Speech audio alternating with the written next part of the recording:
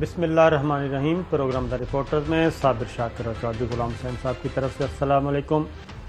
آج ناظرین مختلف قسم کی سٹوریز ہمارے پاس، کچھ اندرون ملک سے تعلق، قومی سیاست سے متعلق ہیں، کچھ ذرا خارجہ امور کے بارے میں ہیں، تو سب کو باری باری ڈسکس کرتے ہیں۔ چودھری صاحب، جو پہلی خبر ہے وہ چیزیں آ رہی ہیں کہ نواز شریف صاحب جو ہیں وہ کوئی کسی نئی پناہ گاہ کی تلاش میں ہیں۔ بسم اللہ الرحمن الرحیم۔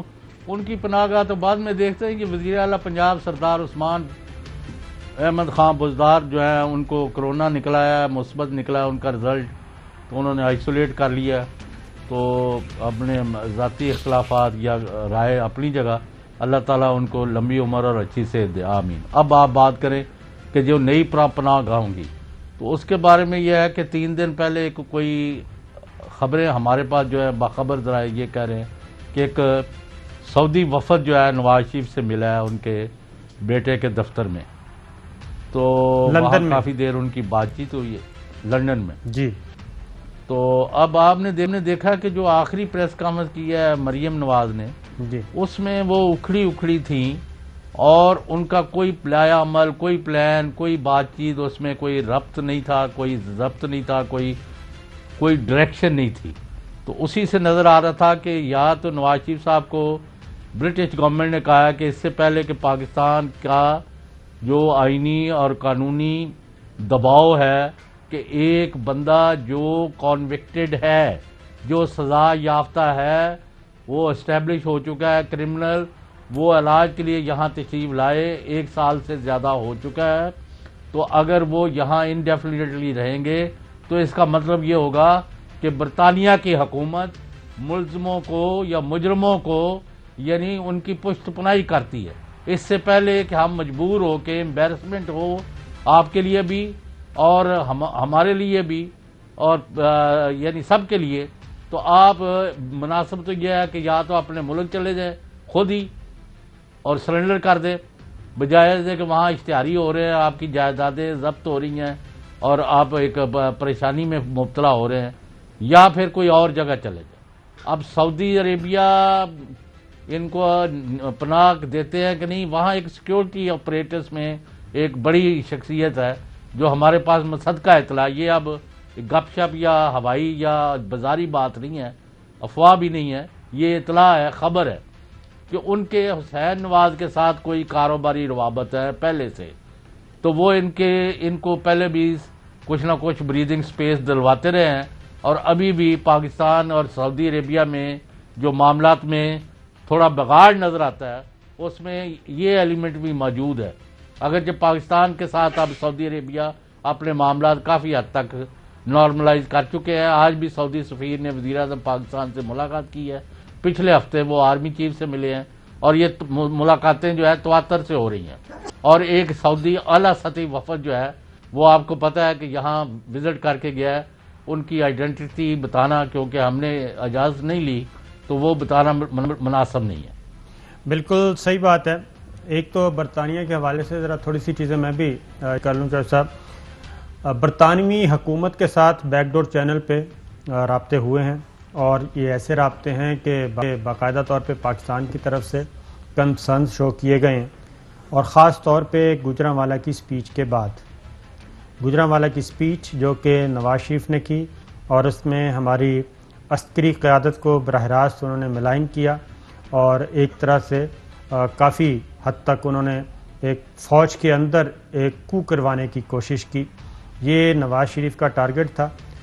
اس کے بعد خاص طور پہ پاکستان کی طرف سے یہ تو ٹارگٹ نہیں ہے، اعلانیہ تھا کہ نواز شریف نے ان کو کہا کہ نکال جی بالکل بہت دور گئے ہیں، بہت بڑا خوفناک واقعہ ہے۔ اس کے بعد ہی برطانوی حکومت اور پاکستان کے درمیان معاملات تھوڑے سے سنجیدہ ہوئے، اور آپ کو یاد ہوگا کہ ایک تو برطانوی جنرل ہیں وہ آرمی چیف سے ملاقات کی تھی انہوں نے GHQ میں، اور دوسرا وزیر اعظم عمران خان کی ٹیلی فونک کال ہوئی تھی پرنس چارلز سے، اور پھر اس کے علاوہ ایک خط بھی لکھا جا چکا ہے، اور تحریری طور پہ بھی برطانیہ کو یہ پاکستان کی طرف سے شدید ترین تحفظات کا اظہار کیا گیا ہے کہ جناب یہ کوئی نارمل اور عام شہری نہیں ہے، یہ سزا یافتہ ہے، اور کورنگ لیٹر جب یہ آپ کی طرف آ رہا تھا تو کورنگ لیٹر کے ذریعے آپ کے متعلقہ محکموں کو یہ انفارم کیا گیا، لیکن اگر یہ وہاں بیٹھ کے پاکستان کی افواج کے بارے میں خاص طور پہ اگر یہ حرکتیں کر رہے ہیں تو اس کا مطلب یہ ہے کہ برطانوی حکومت کی ول بھی اس میں شامل ہوگی، یہ کہنا یہ چاہ رہے تھے۔ تو اس کے بعد سے چیزیں تھوڑی سی ہوئی ہیں گڑبڑ۔ اور جہاں تک تعلق ہے سعودی عرب کا، تو آپ نے صحیح کہا کہ ایک حکومتی مشینری میں، سعودی حکومتی مشینری میں ایک صاحب ہیں جن کے کاروباری معاملات ہیں حسین نواز سے، اور وہ ان کو اپروچ کر رہے ہیں، کرتے رہتے ہیں، لیکن جو میرے پاس اطلاعات ہیں کہ سعودی عرب کسی بھی صورت میں نواز شریف کو نہیں لے گا اس وقت تک کہ جب یا تو پاکستان کی گورنمنٹ کی ول شامل ہو، جیسے پہلے پرویز مشرف صاحب کے زمانے میں ہوا تھا، یا پھر سعودی عرب یہ سوچ لے کہ بس ٹھیک ہے جناب، جہاں تعلقات جاتے ہیں جاتے رہیں۔ لیکن جو چیزیں گراؤنڈ پہ ہیں اس میں ایسا نہیں لگ رہا کہ سعودی عرب اور پاکستان کے درمیان کوئی کٹی بڑھ رہی ہے، بلکہ اس سے تو وہ جو آپ نے کہا کہ معاملات ٹھیک ہوتے ہوئے نظر آ رہے ہیں۔ آرمی چیف سے سعودی سفیر نواف المالکی کی ملاقات ہو چکی ہے، اور وہ ملاقات بھی پازیٹیو نوٹس پہ ختم ہوئی تھی، اور جو چیزیں آپس میں ہیں کچھ گڑبڑ ہے ان کو سیٹل ڈاؤن کیا جا رہا ہے، اور کوشش کی جا رہی ہے کہ اختلافات جو ہیں، اختلافی امور، ان کو پیچھے کیا جائے، اور جو جن پہ اتفاق ہے، ایگریمنٹس ہیں، ان کو آگے لے کے بڑھا جائے۔ پھر آج جو ملاقات ہوئی وزیر اعظم عمران خان سے، پر وہ آپ ایک قطع کلامی معاف صابر شاکر صاحب، ایک ایلیمنٹ آپ جو بہت اہم وہاں کی ہائرارکی میں بہت بڑا نام ہے، بہت جس کے وزٹ کو قصداً سیکرٹ رکھا گیا، اور ان کا ہو سکتا ہے سیکرٹ امور سے ہی تعلق ہو، جی ان کا جو وزٹ ہوا ہے اس کے بعد معاملات جو ہے وہ اپنی مطلب ہے ایک نارمل جو تعلقات ہیں پاکستان اور سعودی عربیہ، وہ ادھر اسی طرف چلے گئے ہیں، جو ایک بیچ میں سپیڈ بریکر آیا تھا وہ عبور کر لیا گیا، جو ہماری اطلاعات ہے۔ جی بالکل، کیونکہ آج جو ملاقات ہوئی ہے سعودی سفیر کی وزیر اعظم عمران خان سے، بالعموم وزیر اعظم عمران خان سفیروں کے ساتھ اس طریقے سے نہیں ملتے جیسے کہ آج ملاقات ہوئی ہے، اور سعودی سفیر اکیلے نہیں تھے، ان کے ساتھ دیگر آفیشلز بھی تھے، پھر پاکستانی سائٹ پہ بھی وزیر اعظم اکیلے نہیں تھے، بلکہ ہمارے متعلقہ محکموں پہ آفیشلز بھی تھے، اور باقاعدہ طور پہ جو گفتگو ہوئی ان کے نوٹس بھی لیے گئے، اور بات چیت کو آگے بڑھایا جا رہا ہے۔ تو اس لیے مجھے ایسا نہیں لگتا کہ نواز شریف صاحب پاکستان کی مرضی کے بغیر سعودی عرب ان کو قبول کرے گا، جو میرے پاس۔ اچھا مجھے یہ بتائیں جی صابر شاکر صاحب، آپ بھی اسرائیل کے خلاف ہیں، میں بھی خلاف ہوں، اور اسرائیل کو تسلیم کرنے والوں کے بھی خلاف ہیں، ساری ایگریڈ۔ یہ اب میں ایک آپ سے سوال کر رہا ہوں، بالکل ایک جس طرح کی پوری دنیا میں شور و غوغا ہے، اگر اسرائیل جو ہے ایک انڈیپینڈنٹ خود مختار فلسطینی ریاست کو تسلیم کر لے، اور اس کی راستے میں جو رکاوٹیں ڈال رہا ہے وہ بند کر دے، اور فلسطین ایکول لیول پر ایک ملک کا درجہ حاصل کر لے، اور او آئی سی اس ارینجمنٹ کو اور فلسطینی اس ارینجمنٹ کو تسلیم کر لیں، اور سارے او آئی سی کی قرارداد کے نتیجے میں مسلمان ملک جو ہے وہ اسرائیل کا وجود اور اسرائیل جو ہے مسلمانوں کا وجود تسلیم کر لے، انکلوڈنگ انڈیپینڈنٹ اسٹیٹ فلسطین، تو اس کے بارے میں آپ کی کوئی ریزرویشنز ہیں یا یہ بھی قابل قبول نہیں ہے؟ نہیں، اس کے بعد جو سب پھر پیچھے کیا رہ جاتا ہے، بات یہ ہے کہ یہ جو کچھ بھی سرکاری سطح پہ کہا جا رہا ہے اسرائیل کے بارے میں، میں اس سے ایگری نہیں ہوں، کیونکہ یہ جو کچھ کہا جا رہا ہے کہ جناب بالکل ایسا کچھ ہے ہی نہیں، سوال ہی پیدا نہیں ہوتا۔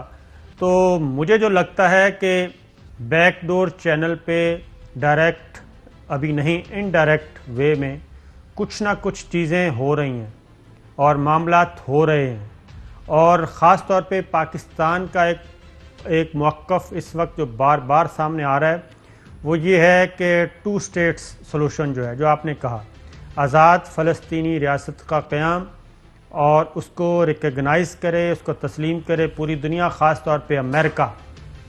تو اور یہ جو بائیڈن نے بھی، پریزیڈنٹ جو بائیڈن نے اپنی جو الیکشن کمپین ہے اس میں خاص طور پہ ایک بات کہی تھی، میں آپ کو اس کو سنوا دیتا ہوں. ایک سوال ان سے پوچھا گیا تھا اسرائیل کی ریکگنیشن کے بارے میں. تو جو بائیڈن نے کہا تھا کہ یہ بہت اچھی ڈیولپمنٹ ہوگی اگر مسلم اکثریت والا ملک پاکستان اسرائیل کے ساتھ اپنے تعلقات کو نارملائز کر لے، یعنی کہ تسلیم کر لے. اور انہوں نے کہا کہ اس سے پائیدار جو پیس ہے، پائیدار امن یہ آئے گا. اور ساتھ ہی انہوں نے ایک اور بات بیلنس کرنے کے لیے پریزیڈنٹ جو بائیڈن نے کہا تھا کہ اسرائیل کے لیے بھی لازم ہے کہ وہ بھی فلسطین کی ریاست کو تسلیم کرے اور ٹو اسٹیٹ سولوشن جو ہے اس کی طرف بڑھے. تو یہ چیزیں گراؤنڈ پہ جو پوری دنیا میں اس وقت ڈیولپمنٹس ہو رہی ہیں اس میں مجھے تو نہیں لگتا. اس طرف جی سعودی عربیہ آج یا کل اس طرح کے اقدامات کرتا ہے تو مسلم امہ پھر کس طرف کھڑی ہوگی؟ دیکھیں مسلم امہ چوہے صاحب اس وقت تو معاملات جو اسرائیل کی طرف قدم بڑھا رہے ہیں ممالک، اس میں یو اے ای، میں اس کی ایگری نہیں کرتا. میری گزارش سن لیں کہ اس وقت وہ تو ایک آئیڈیل سچویشن تھی نا، اور ہو سکتی ہے مستقبل میں کہ او آئی سی کے فورم پہ جب ٹو اسٹیٹ سولوشن آ جائے اور اس کو تسلیم کر لیا جائے، پھر تو او آئی سی کے فورم پہ ہو جائے تو یہ بہت اچھی بات ہے. لیکن ایسا ہوا نہیں ہے. یو اے ای نے اپنے طور پہ تسلیم کر لیا، سوڈان تسلیم کر چکا ہے، بحرین تسلیم کر چکا ہے، اس کے بعد آپ کا مراکش جو ہے مراکو تسلیم کر چکا ہے.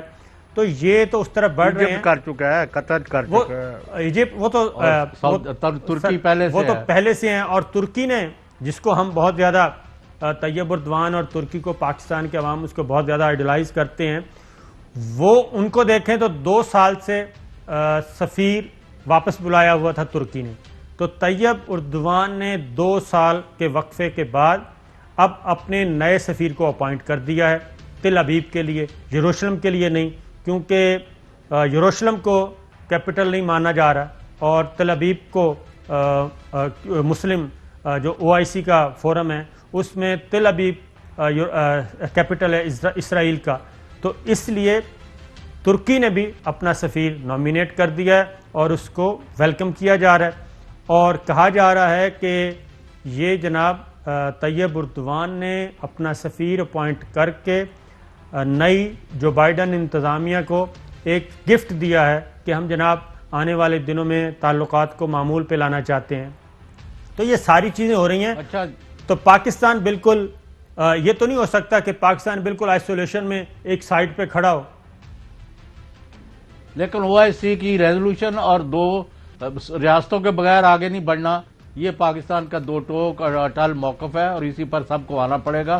پاکستان ایک طاقتور فوجی قوت اور ایک بڑا ملک اور ایک ایٹمی قوت ہے اور اس کی صلاحیت جو ہے اس سے سب واقف ہے. تو آجے واپس نوازی پر، آیا سعودی عربیہ یا قطر یا کویت یا کوئی اور ملک ان کو اس وقت ایک جو مفرور سمجھے جا رہے ہیں پاکستان میں، ان کو کسی طرح گلے لگا کے دوبارہ چوم چاٹ کے ان کو اپنے پاس بٹھانے کو تیار ہوں گے، یا وہ اپنی بربادی صحت کے نام پر وہاں پیزا کھاتے رہیں گے؟ سر میں پھر دوبارہ صحت برباد کرتے رہیں گے. میں اپنی دوبارہ خبر آپ سے شیئر کر لیتا ہوں کہ یو اے ای ہو یا سعودی عرب ہو، ان کو معلوم ہے کہ اس وقت موجودہ حکومت اور موجودہ ریاستی مشینری کے معاملے میں نواز شریف صاحب کیا کہہ رہے ہیں. اور یہ مجھے نہیں لگتا کہ وہ بالکل ہی جناب اس سارے نیریٹو کو اور ساری نواز شریف کی تقریروں کو ایک سائڈ پہ رکھیں اور نواز شریف کو جناب ویلکم کریں سعودی عرب میں. یہ مجھے نظر نہیں آ رہا. یہ اس وقت ہوگا، میں دوبارہ کہہ رہا ہوں، یہ اس وقت ہو سکتا ہے جب یہ دونوں ملک، اور خاص طور پہ سعودی عرب کا نام لیا جا رہا ہے، جب Saudi Arab go for a short visit. No sir, وہ تو پھر کہیں بھی جایا جا سکتا ہے کیونکہ آپ نے بریک دینی ہے نا. زیادہ سے زیادہ اوور اسٹے تو پہلے ہی ہو چکا ہے. विजिट वीज़े पे आप 6 महीने 180 दिन स्टे कर सकते हैं यूके में, तो 180 दिन तो पहले ही एक्सीड कर चुके हैं। अगर उन्होंने सिर्फ यही करना है कि जनाब आना है और जाना है, ये नहीं है, क्योंकि ये और सऊदी अरब की फ़्लाइट्स फिर बंद है। आपका ख्याल में बरतानिया जो है वो पाकिस्तान के अंदर अदमे इस्तेहकाम या अफरा तफरी या मारा मारी या हुकूमत को डिस्टेबलाइज करने के किसी नापाक मंसूबे या साजिश का हिस्सा है? ऐसी इत्तलात मौजूद हैं। तो ये तो बड़ी खौफनाक बात है ना, तो कि आप मतलब hunting with the hounds and the running with the hair वाली चीज़ ना हो जाए। ये बिल्कुल देखें, नवाज शरीफ के बारे में हमारे इंटेलिजेंस एजेंसीज के पास, हमारी गवर्नमेंट के पास मुकम्मल तौर पे मालूमात हैं कि वो लंदन में किन किन गैर मुल्की सिफारतकारों के साथ राब्ते में हैं, कौन कौन मुलाकात कर रहा है, कौन बराह रास्त मिल रहा है, कौन इनडायरेक्ट मिल रहा है, और वो सिर्फ सिफारतकार या नहीं कोई है, ऐसी कुव्वत भी है साबर शाकिर साहब, जो मियां नवाज शरीफ या उनकी मोहतरमा मरियम नवाज साहबा जो पाकिस्तान का सोचती हो, पाकिस्तान के साथ हो, फौज के साथ हो, मुल्क के मफादात के साथ हो, हिंदुस्तान के खिलाफ हो और यहाँ इस्तेहकाम चाहता हो, और जब एक इलेक्टेड गवर्नमेंट है उसको डिस्टेबलाइज करने के में हिस्सा ना बनता हो, ऐसे कोई लोगों से भी नवाज शरीफ साहब वहाँ मुलाकात की है कभी उन्होंने? कोई हमें भी इतला दिया करे। मरियम साहबा को करते हो, या नरेंद्र मोदी जो है कि जी मैं आपकी मरहुमा वालदा से जब मिला तो बड़ा मुतासर हुआ था और ये हुआ था और वो था, उनका लेटर सफीर लेके पहुंचता है, यानी और किसी ने अफसोस नहीं किया, या उसकी मतलब है सिर्फ मोदी को इतना ख्याल था? तो ज़ाहिर है जिनके साथ चौधरी साहब वो पग वटाई होए जिन्हां नाल उनके साथ ही होते हैं ना। साड़ियों के तबादले तो नवाज शरीफ और मोदी के दरमियान ही हुए थे ना, और तो किसी के दरमियान नहीं हुए। तो मोदी ने अगर अब ये इतनी नाकामी से इतनी दिल बर्दाश्त क्यों हो गई हैं? क्योंकि अब इनकी कोई चीज़ जो है वो सामने नहीं आ रही, मुख्तलिफ सिमतों में अपनी टामक टोइयाँ मार रहे हैं। क्या हुआ क्या है इनको? हुआ ये है कि आपको मालूम है कि हम मुसलसल ये कहते रहे हैं और हमारी खबरों की तस्दीक हो गई कि ये तो बगावत करवाने जा रहे थे अफवाज पाकिस्तान पे, खुदा न खास्ता ये बगावत करवाने जा रहे थे हुकूमत के अंदर कि कोई बगावत हो और ये सब कुछ तलपट हो जाए। लेकिन उसके अपोजिट हुआ है, मुस्लिम लीग नवाज के अंदर भी बगावत हो गई, और इन्होंने ख़ुद बताया, हमने नहीं बताया, कि जनाब ऐसे प्लेयर्स हैं और 4-6 जो हैं वो विकेट के दोनों तरफ खेल रहे हैं। अच्छा, तो ये इनका मशीर कौन है जो इनको गंदी वीडियो बनवाता है, इनको साथ मिला के पैसे दिलवाता है और फिर उनको ब्लैकमेल करने के लिए? ये काम मेरा नहीं ख्याल कि इस लेवल पर किया जाता रहा है कि जो आजकल ये हो रहा है। ये क्या चक्कर क्या है? आप किसी जगह शोशा छोड़ दिया जी 6 वीडियो हमारे पास है। I have no idea sir, ये तो क्योंकि इसका कोई अंदाज़ा नहीं, क्योंकि इस तरह की चीज़ों पे तवज्जो भी नहीं देनी चाहिए। हम तो वो खबरें देते हैं जो कि कौमी इलेक्ट्रॉनिक खबरें हो या मतलब दी जा सके। हाँ। तो जहाँ तक इनका ताल्लुक है नवाज शरीफ साहब का या मरियम बीबी का जो आपने पूछा, तो चौधरी साहब उसमें मुस्लिम लीग नवाज के अंदर बगावत, और उसके बाद मौलाना फजलुर रहमान साहब की जमात के अंदर बगावत हो गई। मौलाना शरानी साहब, हाफिज़ हुसैन अहमद साहब के पास मौलाना शरानी साहब आ चुके हैं मैदान में।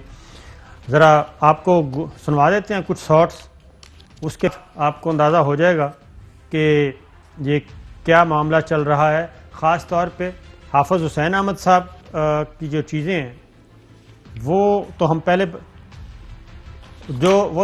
बता चुके हैं। हाफिज़ हुसैन अहमद साहब ने पहली आवाज़ उठाई। आज हमने कोशिश की थी उनको प्रोग्राम में लेने की कि वो, लेकिन उनकी तबीयत ठीक नहीं है, इसलिए उन्होंने माजरत की है। हाफिज़ हुसैन अहमद साहब ने जी वाज़ेह तौर पे ये कहा था कि नवाज शरीफ की कोयटा जलसा में लंदन से की गई तकरीर की मजम्मत करते हुए न मेरी ज़ुबान फिसली और ना दौलत की चमक से पाँव फिसले, हालांकि कौन, कहाँ और कितने में फिसला ये सब जानते हैं। ये हाफिज़ हुसैन अहमद साहब ने पहली दफ़ा लबकुशाई की।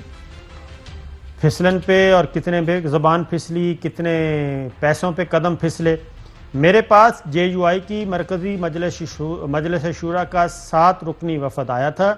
جس نے اصولی طور پر یہ بات تسلیم کی کہ کوئٹہ جلسہ سے نواز شریف کی تقریر کا یہ حصہ کہ فوج اپنے 2 جرنیلوں کے خلاف بغاوت کرے پی ڈی ایم کا بیانیہ نہیں۔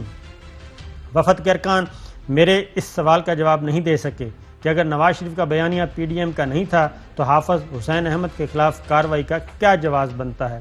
ستم ظریفی یہ کہ وفد کی جانب سے میڈیا میں یک طرفہ کہا گیا کہ حافظ حسین احمد کی زبان پھسلی، حالانکہ سب جانتے ہیں کہ کون کہاں پھسلا، کتنے میں پھسلا اور کون ثابت قدم رہا۔ یہ حافظ حسین احمد صاحب اور جو ہے پھسلنے والی تو بات ہی نہیں ہے۔ جی ہاں، اور اب آ گئے ہیں جناب مولانا خان محمد شیرانی صاحب، انتہائی سینئر موسٹ رہنما ہیں جے یو آئی کے، اور مولانا فضل الرحمان صاحب، اور بلوچستان خاص طور پہ بلوچستان میں جو جے یو آئی کا پورا ونگ ہے صوبائی جماعت، وہ انہی کی مرہون منت ہے۔ وہ کیا کہتے ہیں پشتو زبان میں، پہلے ان کی اپنی زبانی سنیے، پھر ذرا ہم آپ کو اردو میں بھی بتا دیں گے۔ نواصل پی ڈی ایم او اسٹیبلشمنٹ دا بدباره د مچنې د دوو پلو کار کردار ادا کوي د ملک د متولو لپاره د ماحول جوړول. دویم کار دا دی چې دا مخاصمت د اصولو نه دی، دا د مفاهمت لپاره دی. دا کم تر ټول شوي دي د دغو هر یوه خپله ورکه شوي د ورسو یوه ده. کم یوه خپله ورکه منده که په غبل یې اړه نشته.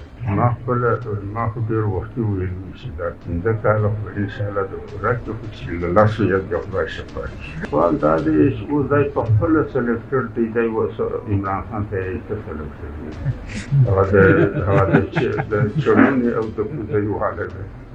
د مولانا په خپله خو هم دا وایي چې په ملایانو یې درواغ شروع کړي.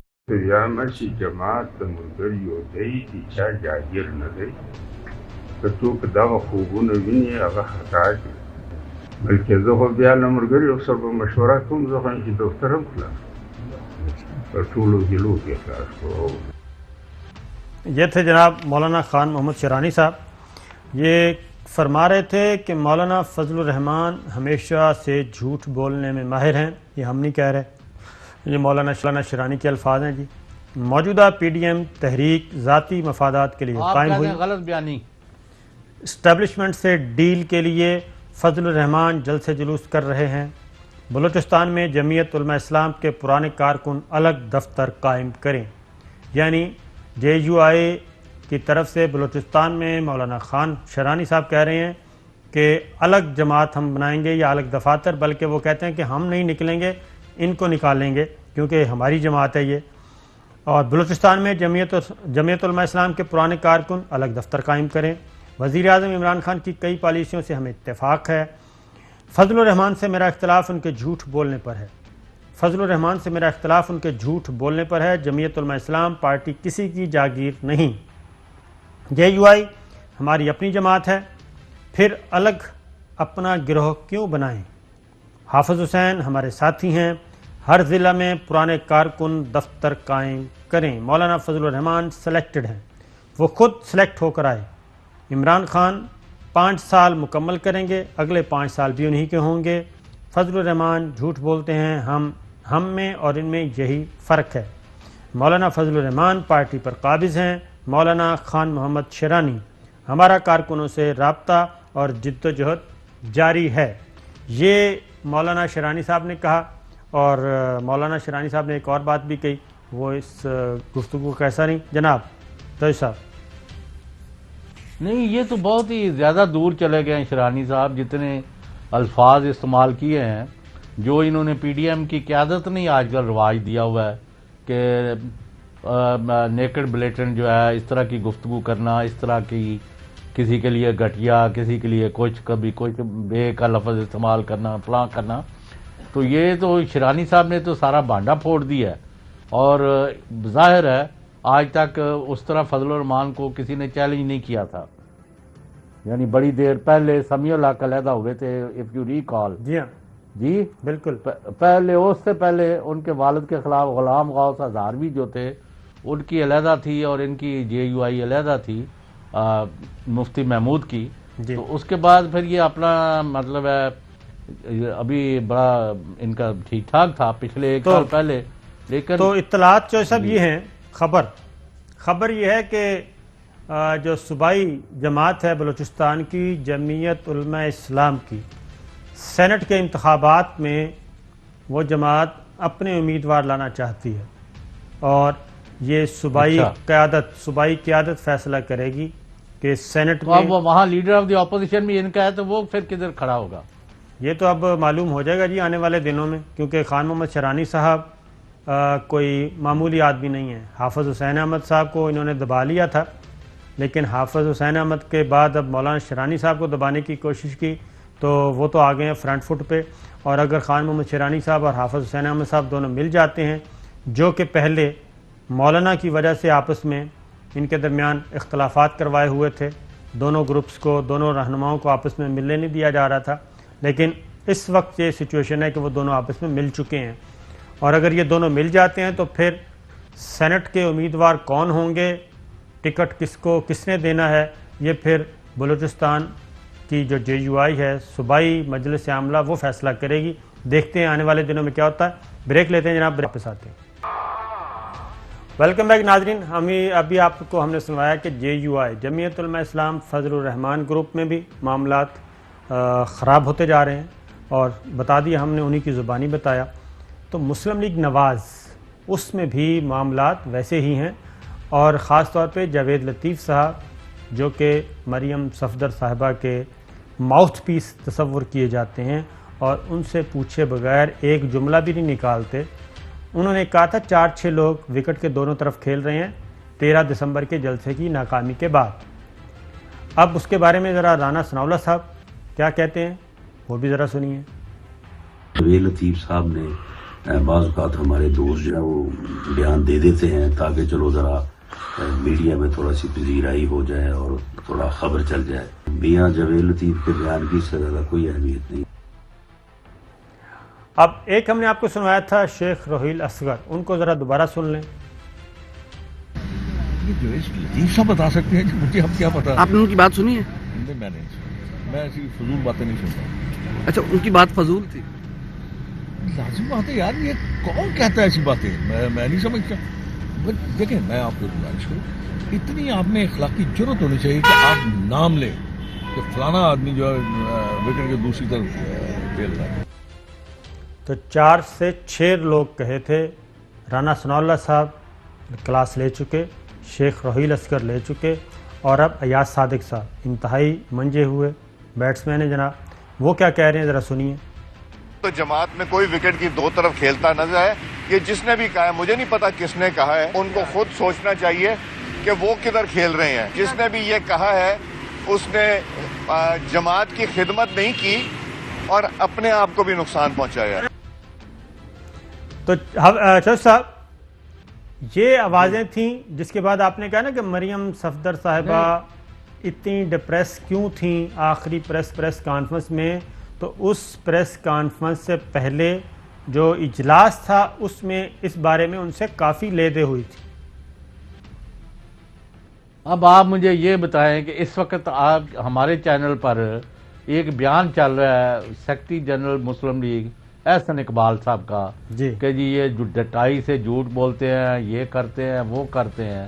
اب آپ کو پتہ ہے کہ جب ندیم بابر مشیر جو ہے ہمارے شو میں بھی آئے تھے، اور بعد میں دوسری جگہ ان کا جو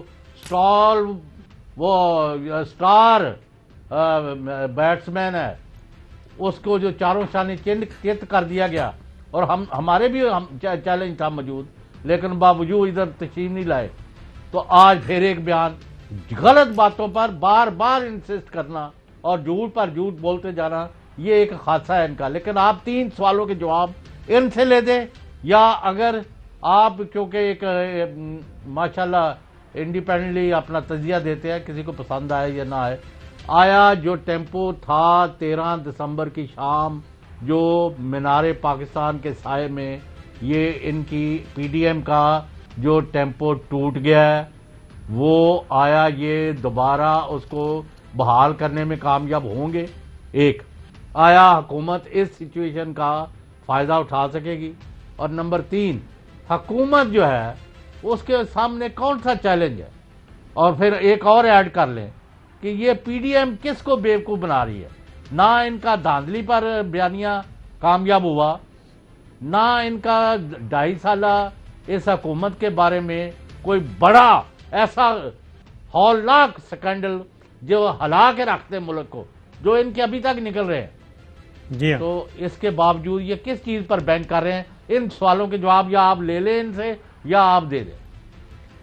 نہیں چودھری صاحب، پہلے تو گورنمنٹ کی بات کر لیتے ہیں۔ گورنمنٹ کو تو چاہیے کہ وہ شکرانے کے 2 نوافل ادا کرتے اور اپنے کام پہ لگ جاتے، ان کے تمام وزیر، مشیر، ترجمان، لیکن وہ میرا خیال ہے کہ ابھی بھی ان کی سوئی ادھر ہی پھنسی ہوئی ہے، اور وہ اس موقع سے ابھی وہ مینار پاکستان سے نہیں واپس آئے، وہ مینار پاکستان سے نہیں آ رہے واپس، اور ابھی سوئی ان کی ادھر ہی پھنسی ہوئی ہے، اسی پہ شادیانے بجا رہے ہیں۔ ان کو مینار سے نیچے اترنا چاہیے اور عوام کی خدمت کرنی چاہیے، اپنی کوئی بیلنس شیٹ اچھی کرنی چاہیے، کارکردگی شیٹ میں کچھ چیزیں ایڈ اپ کرنی چاہیے، اور جو محنت کر رہے ہیں وزیر اعظم عمران خان، ان کو آگے بیان کرنا چاہیے، نہ کہ اگلی باتیں۔ اس کی ریزن ہے ضمنی الیکشن آ رہا ہے، ان کی تیاری کرنی چاہیے۔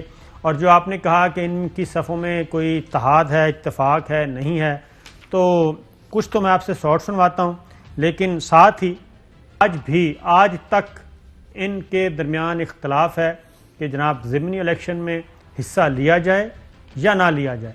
پیپلز پارٹی حصہ لینے کے لیے بالکل تیار ہے، اور مسلم لیگ نواز کے اندر بھی ایک مضبوط دھڑا ہے جو چاہتا ہے کہ ضمنی الیکشن میں حصہ لیا جائے اور سینٹ کا الیکشن بھی لڑا جائے۔ پہلے زبیر صاحب کو سنوائیں جی۔ کیا آپ لوگ ان بائی الیکشنز میں حصہ لیں گے؟ بیکاز اگر آپ نے مہینے بعد 20 دن بعد چھوڑنے ہیں تو پھر تک تو نہیں بنتا کہ آپ لوگ الیکشنز لیں۔ 99.99% عوام کو کوئی فرق نہیں پڑتا کہ 12 جنوری کو گجرانوالہ سے پی ایم ایل این کا کینڈیڈیٹ جیتتا ہے اور وہ 15 کو ریزائن کر دیتا، کوئی فرق نہیں پڑتا۔ So we want to keep ourselves safe from any eventuality۔ ہم وہ بھی جانا چاہتے ہیں الیکشن میں۔ یہ کہتے ہیں کوئی فرق نہیں پڑتا، نہیں جناب بالکل پڑتا ہے۔ 10 کروڑ روپے میں ایک ایم این اے قومی اسمبلی میں پہنچتا ہے، 10 کروڑ کا خرچہ کر کے، منیمم خرچہ بتا رہا ہوں، اور ایم پی اے کا خرچہ کوئی 8-10 کروڑ اس کا بھی ہوتا ہے۔ تو یہ ذرا تھوڑا سا ریکال کریں، یہ الیکشن میں حصہ لے بھی رہے ہیں، استعفے بھی دینے ہیں۔ اب ذرا قمر زمان قائرہ صاحب، آپ اپنے مختلف کارڈ پلے کرتے ہیں، فیصلہ وہ ہے جو قیادت نے کر لیا، یا مزید فیصلہ وہ ہوگا جو قیادت ہماری پیپلز پارٹی یا باقی جماعتوں کی اپنی، لیکن پیپلز پارٹی کی قیادت اپنی سی سے مشاورت کے بعد کر لے گی۔ پیپلز پارٹی جناب انہوں نے کہا ہے پیپلز پارٹی جو فیصلہ کر لیا وہی فیصلہ ہوگا، اور سی میں معاملہ جائے گا وہی فیصلہ کرے گی۔ اور آج بھی بلاول بھٹو زرداری صاحب نے جو بات کی، انہوں نے کہا جناب ہم باری باری سب کچھ کریں گے وقت آنے پہ، یہ آج بھی انہوں نے کہا ہے۔ اب ذرا شیخ رشید صاحب کی گفتگو بھی آج ایسی تھی کہ لگ رہا تھا کہ ان کو بھی اطلاع ہو گئی ہے بیک ڈور چینل پہ کہ جناب ضمنی الیکشن کی تیاری کریں، سنائیے جی۔ پیپلز پارٹی نے الیکشن کمیشن سے مثبت بات کی ہے کہ ان کے ضمنی الیکشن کرائے جائیں، اٹس اے گڈ سائن۔ تو میرا خیال ہے ان کی سوچ میں آراء کا فرق بھی شامل ہے۔ مجھے یقین ہے کہ پی ڈی ایم اے سینٹ الیکشن میں حصہ لے گی۔ اچھا جو صاحب، اب یہ پیپلز پارٹی نے خط لکھا تھا، الیکشن کمیشن آف پاکستان نے شیڈول جاری کر دیا، 8 حلقے ہیں یہ ضمنی الیکشن کے لیے۔ قومی اسمبلی کا حلقہ جناب NA45 کورم ایجنسی اور NA75 سیالکوٹ 4، یہاں پہ پولنگ ہے جناب 19 فروری کو۔ اس کے بعد سندھ اسمبلی کا حلقہ PS43 سانگڑ 3، PS88 ملیر 2، یہاں پہ پولنگ ہے 16 فروری کو۔ PS عمرکوٹ 2، پولنگ کی تاریخ 18 جنوری۔ بلوچستان اسمبلی کا حلقہ PB20 پشین 3، پولنگ کی تاریخ ہے جناب 16 فروری۔ پنجاب اسمبلی کا حلقہ PP51 گجرانوالہ 19 فروری کو پولنگ ہوگی۔ خیبر پختونخوا میں PK63 نوشہرہ 3، پولنگ کی تاریخ ہے 19 فروری۔ اور اسی طریقے سے ایک اور حلقہ ہے جناب، وہ ہے عمرکوٹ 2 PS52، یہاں پہ بھی 18 جنوری کو پولنگ ہے۔ تو یہ ضمنی الیکشن ہو رہے ہیں، اور یہی سارے کا سارا کچا چٹا کھل جائے گا کہ ان میں حصہ لینا ہے یا نہیں لینا ہے، کیونکہ اس کی ریزن یہ ہے کہ اگر ان میں یہ جماعتیں حصہ نہیں لیتی تو جو سینٹ کا الیکشن ہوتا ہے اس میں ان کے ووٹ ضائع ہوں گے. اور دوسری بات یہ بھی ہے کہ یہ بھی قانونی مشاورت مکمل کر لی گئی ہے چوہدری صاحب حکومتی سائٹ پہ کہ جناب سینٹ کا الیکشن کب ملتوی ہو سکتا ہے، تو اس میں آئینی اور قانونی ماہرین نے یہ بڑا کیٹیگوریکلی بتا دیا ہے کہ الیکٹورل کالج جو ہے اس کا الیکشن ہو سکتا ہے، اور اگر کوئی الیکٹورل کالج نہیں رہتا یعنی کہ کوئی اسمبلی ٹوٹ جاتی ہے تو صرف اس حد تک سینٹ کا الیکشن جب وہ آ جائے گی پھر ہو جائے گا. جی اس وقت ہوگا. جی چوہدری صاحب. نہیں وہ ابھی اس پہ تو میں یہی کہہ رہا ہوں کہ ان کی پٹاری میں کوئی اور چیز ہے گورنمنٹ کو ڈی اسٹیبلائز کرنے، کیونکہ یہ استعفوں کا کارڈ اور اسلام آباد کی طرف لانگ مارچ، یہ دونوں ان کا خود ہی اپنی پارٹی نے چھرا گھوم دیا لاہور میں، جب لاہور سے لوگ جو ہیں چند ہزار سے زیادہ نہیں نکلے بلکہ زیادہ بندے لاہور سے باہر آئے، تو انہوں نے کہا یہ لانگ مارچ کیا اور یہ شارٹ مارچ کیا، یہ ان کو تو بہت بڑا صدمہ پہنچا ہے جس طرح انہوں نے ایفرٹ کی اور پیسہ پھینکا.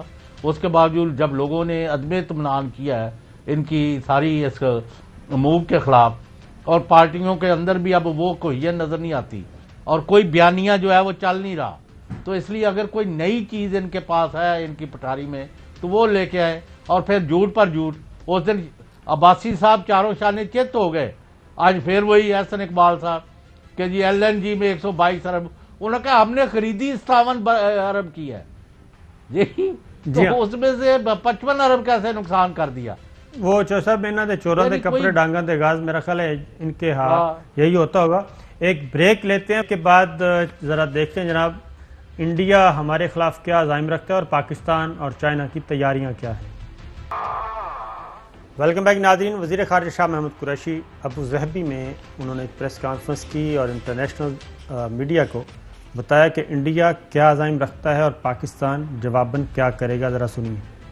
I would share this with the people of Pakistan and with the international community. I've learned through our intelligence sources, they have picked up this information that India is planning to strike against Pakistan. They have tried to seek tacit approval from important players who they consider to be their partners. مجھے انتہائی معتبر intelligence ذرائع سے معلومات ہوئی ہیں جناب کہ بھارت پاکستان پر حملے کا منصوبہ بنا رہا ہے اور بھارت اس کے لیے ایک اہم جگہ ملک سے ملنے کا منتظر ہے جسے وہ اپنا اتحادی سمجھتا ہے. اور آج وزیر خارجہ نے کیا کہا وہ بھی سن لیں. میرے ساتھ پاکستان کی جو انٹیلیجنس انسٹیٹیوشنز ہیں انہوں نے معلومات شیئر کی ہیں، تو میں نے فی الفور موقع ضائع کیے بغیر وہیں ابوظہبی میں ایک پریس کانفرنس کی جس میں انٹرنیشنل میڈیا موجود تھا، اور اس کا مقصد یہ تھا بھارت کو ایک واضح پیغام دینا کہ جو آپ کرنا چاہ رہے ہیں سرجیکل سٹرائک، ہمارے علم میں آپ کی اطلاعات سے زیادہ معلومات ہیں. بالکل جناب، ہمارے پاس زیادہ معلومات ہیں اور اب پاکستان کے پاس دیگر معلومات تو ہیں ہی ہیں. اب ذرا وزیر دفاع انڈیا کے راجناتھ سنگھ وہ کیا بڑھ کے مار رہے ہیں وہ سنیں. ویسٹرن سیکٹر میں پاکستان سے لگتی سیماؤں پر آئے دن ہمارا پڑوسی کچھ نہ کچھ ناپاک حرکتیں کرتا رہتا ہے. ہمارا پڑوسی اب پاکستان آتنکواد کے ذریعے ایک پراکسی وار لڑ رہا ہے.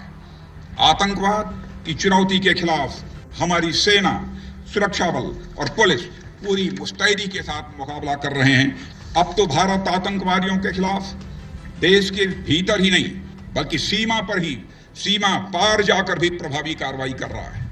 بالاکوٹ میں انڈین ایئر فورس نے آتنکواد کے خلاف پربھاوی کارروائی کر کے ساری دنیا کو بھارتی سینا کی طاقت اور آتنک کے خلاف اس کے مضبوط ارادوں سے پریچت کرا دیا ہے. یہ تھے راجناتھ سنگھ جو کہ دلی سے تحریری طور پہ جو ان کو بپن راوت نے اسٹیٹمنٹ لکھ کے دی تھی وہ پڑھ رہے تھے اور باقاعدہ انگلی رکھ کے پڑھ رہے تھے. اب ذرا جناب chief of defence staff Bipin Rawat کیا کہتے ہیں جو सर्जिकल स्ट्राइक जो पाकिस्तान ने की थी उसमें बच गए थे. Standoff situation in Ladakh, and based on that there is some development activity which has been ongoing in Tibet Autonomous Region of China. We on our side are also carrying out similar activity, and I wish to assure you that we are fully prepared for any eventuality that we may be faced with. Sir, talking about the continuous ceasefire violation from the Pakistan side, in that case, what do you say, how prepared we are against it? I think that side, the other side should be getting more concerned. We are fully prepared. تو یہ تھا جناب، آپ نے سن لیا، لیکن پاکستان تیار ہے. اور اس دوران ایک اور خبر بھی آئی کہ چین کے صدر نے اپنا کمانڈر تبدیل کیا ہے، ملٹری کمانڈر، اور یہ کیا ہے جناب ویسٹرن کمانڈ میں، یعنی کہ لداخ اسٹینڈ آف جو ہے معاملہ، اس میں اپنا کمانڈر تبدیل کر دیا، نیا تازہ دم نئے ہدایات کے ساتھ اتارا ہے. لیکن واپسی کا کوئی ارادہ نہیں ہے. جہاں یہ افواج جا چکی ہیں وہ وہیں رہیں گی. اجازت دیجیے، اللہ حافظ.